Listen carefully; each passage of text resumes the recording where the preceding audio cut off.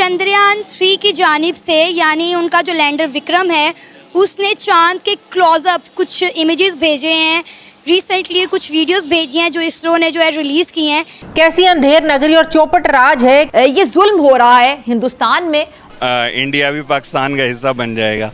ग़ज़वा हिंद हम करके इंडिया को भी पाकिस्तान में शामिल कर लेंगे। सिर्फ 5 दिन रह गए हैं चंद्रयान-3 के चांद के साउथ पोल में सॉफ्टली लैंड करने के लिए। आपने वो जज्बा बताना, क्या हम उनके रॉकेट को नाकाम कर दें या कामयाब होने दें? नाकाम करना चाहिए। ओए होए सर, किस तरह से नाकाम करें? आप खुद जाएंगे सुपरमैन? हुआ कुछ यूं है कि इंडिया के प्राइम मिनिस्टर नरेंद्र मोदी साहब और इब्राहिम रईसी साहब के बीच बातचीत हुई है। चांद में सबसे पहले आप देखेंगे सोलर पावर है। क्या है जी? Solar power. आयरन मौजूद है, ऑक्सीजन मौजूद है, हाइड्रोजन मौजूद है, कैल्शियम मौजूद है, टाइटेनियम मौजूद है। मुर्गी का गोश्त आपकी पहुंच से दूर है, आटा आपकी पहुंच से दूर है, सब्जी आपकी पहुंच से दूर है, छोटा गोश्त मटन आप नहीं खा सकते, सफर महंगा आप नहीं कर सकते, सादा सफर आप नहीं कर सकते, वैगनों में सफर करना मुश्किल हो गया है, दुकान पर ग्राहक नहीं है, लोग बिजली के बिल अदा नहीं कर सकते, लोग अपने बच्चों के सामान को बेच रहे हैं। हिंदुस्तान उस ग्रेविटी को पढ़ चुका है।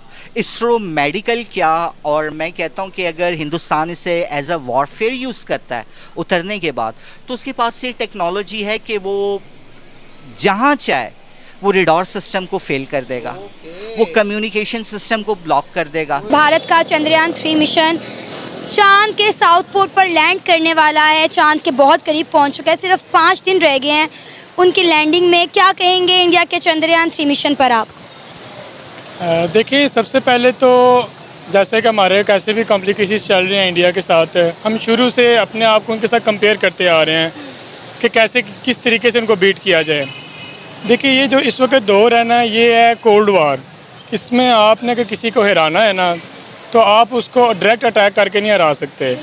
आप अपने आप को मजबूत करें, आप ऑटोमेटिकली जो है वो जीत जाएंगे। इसकी मैं एक छोटी सी मिसाल दूँगा कि किसी ने ना जापान के प्रेसिडेंट से इंटरव्यू में कहा कि अब तो आपके पास इतनी टेक्नोलॉजी मॉडर्न आ गई है, तो आप अपना इंडिया जो नहीं अमेरिका से बदला क्यों नहीं ले लेते हिरोशिमा और नागासाकी का? उन्होंने कहा कि हम जीत चुके हुए हैं उनसे। उन्होंने कहा कैसे? कहता है दुनिया की सेफेस्ट प्लेस जो है ना, वाइट हाउस, उस पर जाके जो ताला लगा हुआ है ना, उस पर लिखा हुआ है मेड इन जापान।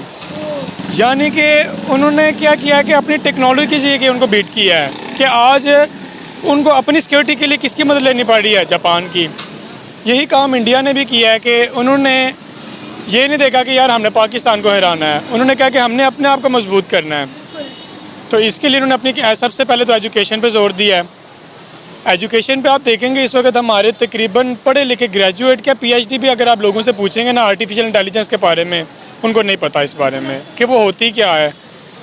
तो इंडिया में इस वक्त एज अ सब्जेक्ट जैसे हमारे फिजिक्स केमिस्ट्री है, उनके आर्टिफिशियल इंटेलिजेंस सब्जेक्ट भी ऐड हो चुका हुआ है। तो डेफिनेटली फिर उनके बच्चे जब आर्टिफिशियल इंटेलिजेंस को पढ़ेंगे तो उनके नज़दीक तो फिर और ख्वाहिशात पैदा होंगी कि इसके ज़रिए हम क्या क्या काम कर सकते हैं। तो मैं चाहता हूं कि इस वक्त हमारे जो एजुकेशन सिस्टम है ना, उस पर फ़रोग दिया जाए, उसको बेटर किया जाए, मॉडर्न एजुकेशन को जो नहीं लोगों को टीच किया जाए। तो मैं समझता हूं कि फिर इस तरह हम इंडिया को कम्पीट कर सकते हैं।